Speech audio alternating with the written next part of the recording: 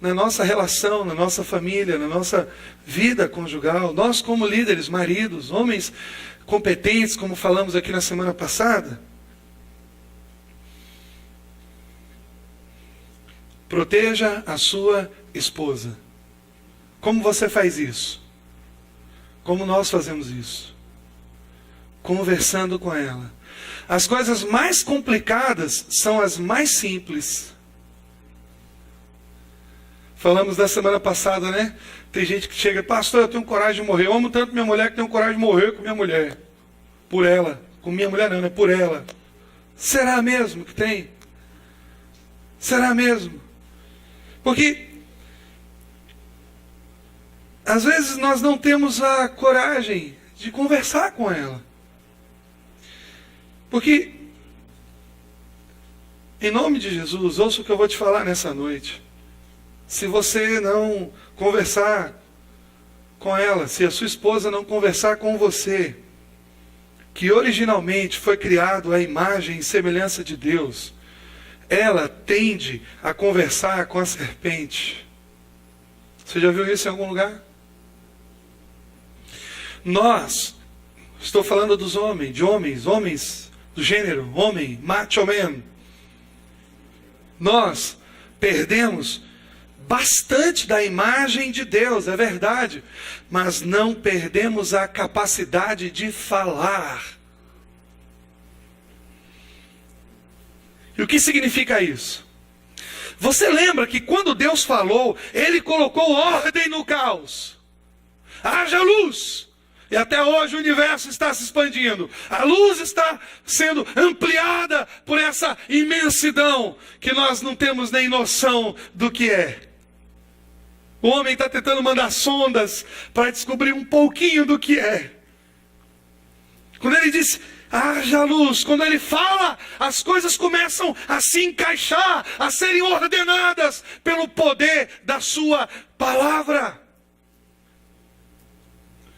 Quando o homem falha em falar, segundo a imagem de Deus, a consequência é mais caos. O silêncio causa o rompimento do relacionamento. O silêncio de Adão destruiu o seu relacionamento com Deus e com a sua esposa. A gente fica pensando, pelo menos às vezes eu ficava, onde estava Adão quando Eva trocava figurinha com a serpente? Onde é que estava esse sujeito? Pois é, tem muita gente que acha que ele estava, que ele não estava por perto, que ele estava longe. Mas isso não é verdade, ele estava ao lado dela. E ele não a protegeu, ele se calou. A tendência natural do homem é ficar calado. Mas somos a imagem e semelhança de Deus. Essa realidade deve acabar com a descrição do homem como alguém forte e calado. Homens e mulheres foram criados à imagem e semelhança de Deus para falar, para ordenar ao caos, principalmente ao caos familiar, que muita gente se encontra, muita gente está vivendo isso na igreja também.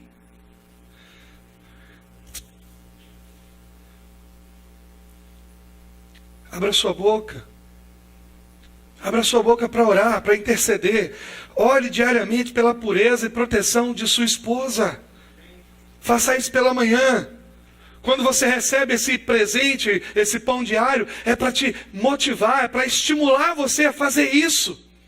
Orar por ela, pegar um texto desse, lembrar das dificuldades, das carências, das necessidades, dos sonhos do coração da sua esposa. Coloca isso diante de Deus. Ao fazer isso, você protege o coração dela.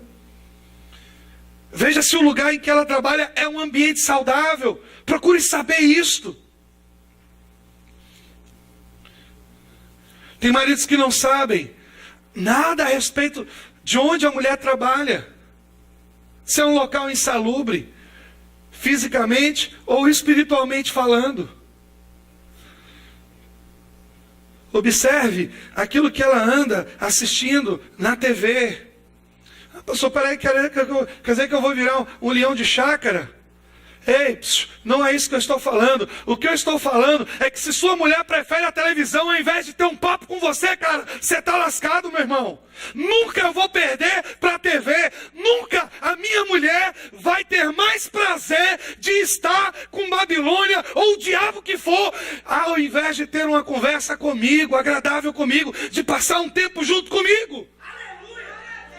É isso que eu estou falando nessa noite. Nós temos que marcar presença. Sabe por quê? Muitas vezes as mulheres gostam de novela, de televisão, dessas coisas, porque nós não damos atenção, nós não pescamos o coração das nossas esposas. Estão tendo tempo para essas coisas, essas imundícias que estão aparecendo por aí.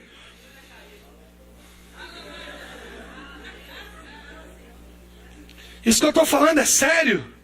E importante também, as nossas mulheres precisam preferir a nós do que essas coisas.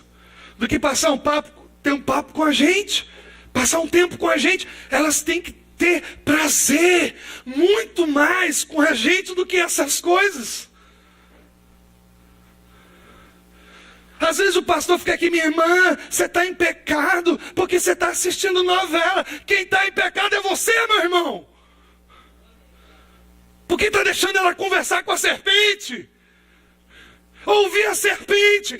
As situações mudam, mas o princípio é o mesmo. Pastor, como é que um dia se eu pegar Adão no céu, vou dar uns cascudos nele? Como é que ele deixou aquela mulher conversar com a serpente? Ah, meu irmão.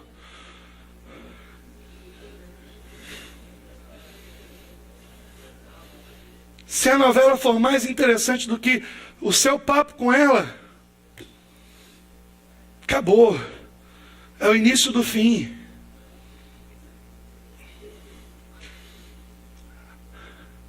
Afaste a sua esposa de pessoas que exercem influência ruim sobre ela.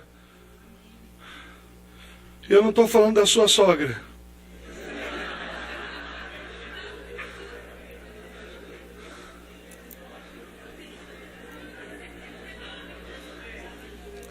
Mas é que minha sogra você não conhece. Minha sogra não vale nada. Como é que você casou com a filha dela? Que história é essa? Não é verdade? Afaste a sua esposa de pessoas que exercem influência ruim sobre ela. Às vezes nós não percebemos, e isso é perigoso, porque, amados, existem situações que vão tentando ganhar o coração da nossa família, da nossa esposa, de um filho. Às vezes o camarada, se chegar em casa, o sujeito com flor, igual eu vi hoje um vídeo, o camarada com flor, foi para visitar a filha dele, quando abriu a porta, ele olhou para ele e disse, corre. Corre. E o cara jogou a flor para o alto e saiu correndo. Ele correndo atrás. Mas às vezes a gente não faz isso com relação à nossa esposa. Não é? Os perigos estão rondando. O inimigo ele quer destruir, ele quer arrebentar com tudo. A gente precisa cuidar bem dos domésticos da fé. E o principal doméstico da fé é a sua esposa. Cuidado, isso é zelo, isso é carinho. Não é virar aquele marido chato, enjoado, que fica reclamando de tudo dentro de casa, onde ela vai, o que ela faz, o que ela compra, com quem ela anda. Não é isso que eu estou falando. Mas eu estou falando de zelo, de você conseguir tocar no coração dela, dizendo assim, olha, essa pessoa, eu percebo que ela não exerce uma influência boa sobre você. Cuidado, abra seus olhos, cuidado com essa pessoa, e você marcar a posição. Às vezes a gente não faz isso e as coisas vão tomando proporções e a gente depois perde o controle de tudo. Tem que ter zelo, tem que ter carinho. A gente precisa cuidar bem. Cuidar bem.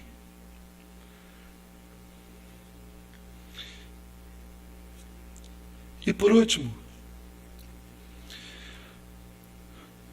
incentive a sua esposa a crescer. Como? Crescendo você primeiro. Segundo, Proteja a sua esposa. E terceiro, ame da forma de Deus. Ame a sua esposa da forma de Deus. Como? Liderando-a.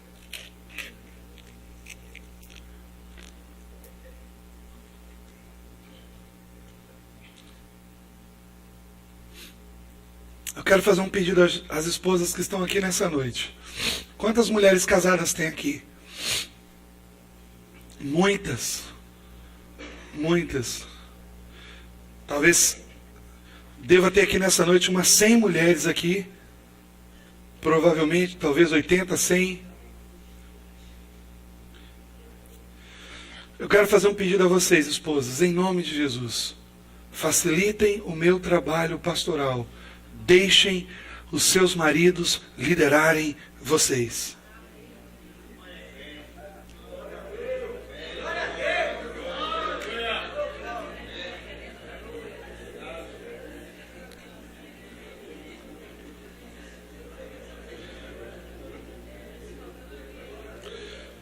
Talvez você, poxa, o pastor está sendo repetitivo, mas isso é porque é importante mesmo. Tem 2 pedidos que eu quero fazer nessa noite. Um é para você, mulher. Em nome do Senhor Jesus, deixe o seu marido liderar você. E o segundo pedido eu quero fazer aos homens. Saiam do jardim da infância.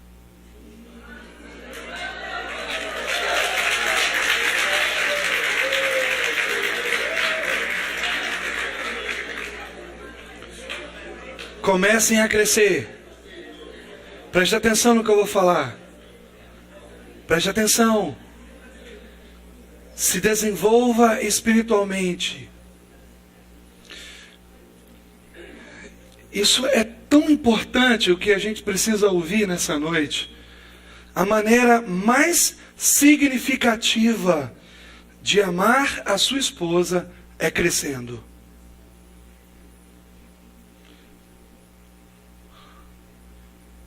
Às vezes eu vejo e ouço esposas dizendo: pastor, eu estou orando para Deus colocar uma fornalha embaixo desse homem, para ele ficar quente, para ele poder não ficar quieto para o homem, porque às vezes o homem é um freezer vertical, pastor, não ora, não jejua, não lê a Bíblia, não faz nada. Eu estou orando para Deus colocar um fogo debaixo dele, para uma fogueira nos pés dele, para ele crescer.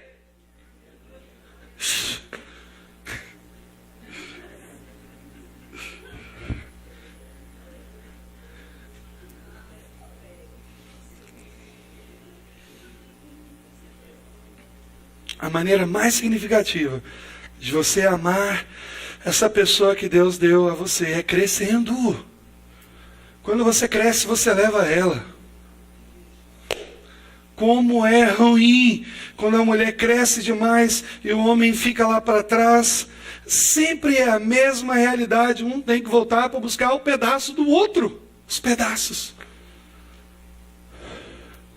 Nós fomos feitos para andar juntos, lado a lado, homem e mulher, marido e esposa. Somos companheiros, uma só carne. Se dividir, quebra. Se um cresce mais que o outro, estica e quebra. Amém? Tem que crescer juntos. Às vezes há certos desníveis, não é? Deus vai compensando ali, mas eles não podem ser muito grandes. Porque tudo que se estica demais, se tensiona demais, quebra. Quebra. Você já viu um elástico? Ele tem o seu ponto crítico. Cadê o irmão Jorge, que entende aí de física, essas coisas? Não está aqui hoje não, né? Então, ele tem um ponto dele de elasticidade. Ruptura, obrigado, meu irmão. Ele tem um ponto de ruptura e ele estica até um determinado momento. Depois dali ele vai romper. E você já viu como um elástico quando rompe? Você já brincou? Você pega um elástico, estica. Quando ele rompe, ele sai arrebentando tudo para cá e sai arrebentando tudo para lá. Sim ou não? Você estica, estica, quando parte, machuca aqui e machuca aqui.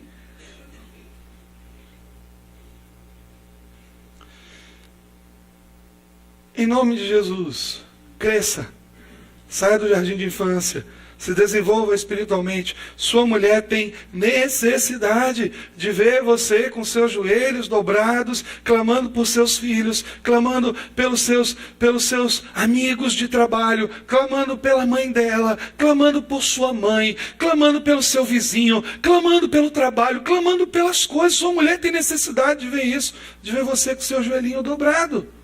Amém? Amém?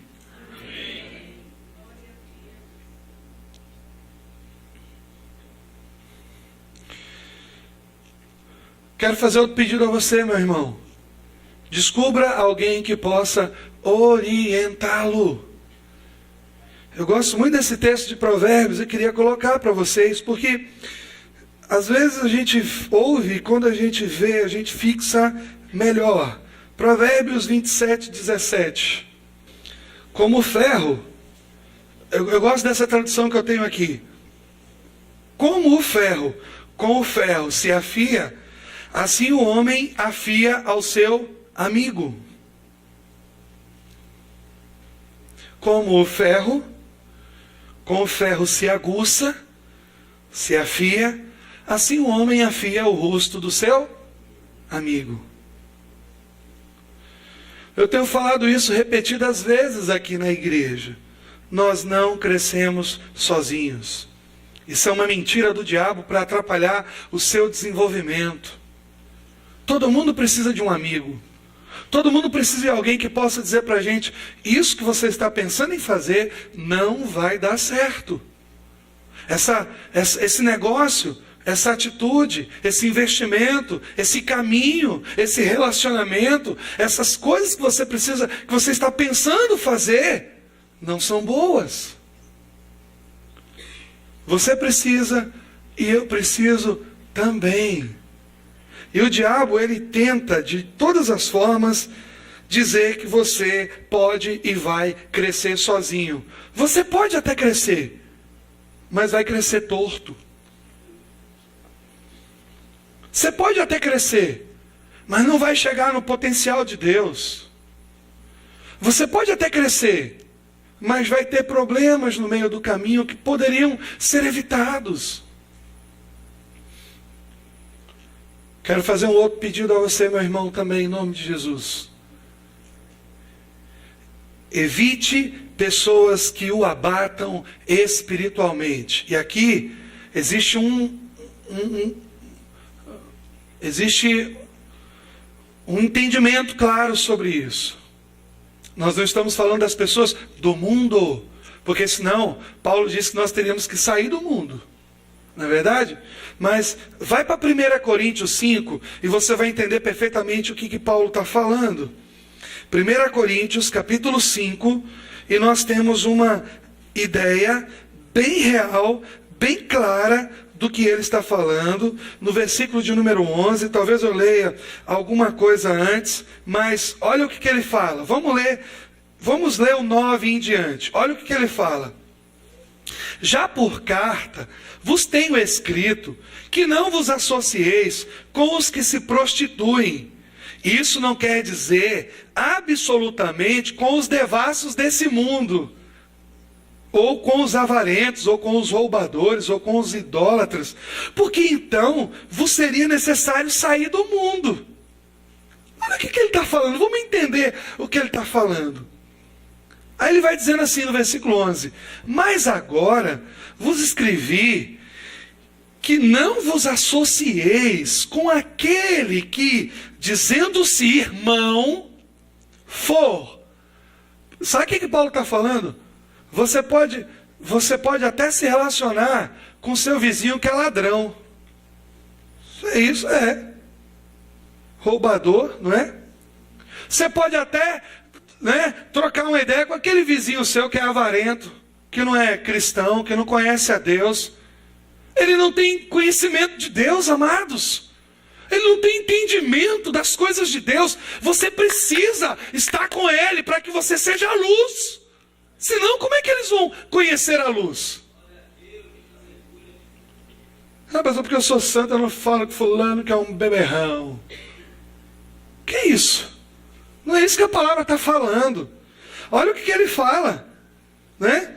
Ele dizendo, não quero dizer absolutamente com os devassos deste mundo, ou com os avarentos, os roubadores, os idólatras, porque senão vos seria necessário sair do mundo. Mas agora escrevi que não vos associeis com aquele que, dizendo-se irmão, for devasso, avarento, idólatra, maldizente, beberrão, roubador, com este tal nem ainda comais. Um dia eu saí com um irmão que é fofoqueiro, maldizente. Aí ele, não vai comer comigo? Eu disse, não, estou com jejum. Está jejuando, né? Aliás, ele que falou, você está jejuando? Eu disse, eu estou jejuando. E estava mesmo, não ia comer com ele. Porque o irmão só sabe falar da vida dos outros, criticar os outros. Um irmão não tem comunhão com esse tipo de gente, não. É melhor você ter comunhão com um roubador do mundo do que com um roubador da igreja, é o que Paulo está dizendo. Porque o da igreja é mais safado. Porque ele conhece a Deus, o outro não. Vocês estão entendendo o que Paulo está falando? É forte. Então, evita, meu irmão, pessoas que vão abater você espiritualmente, que vão jogar você para o buraco.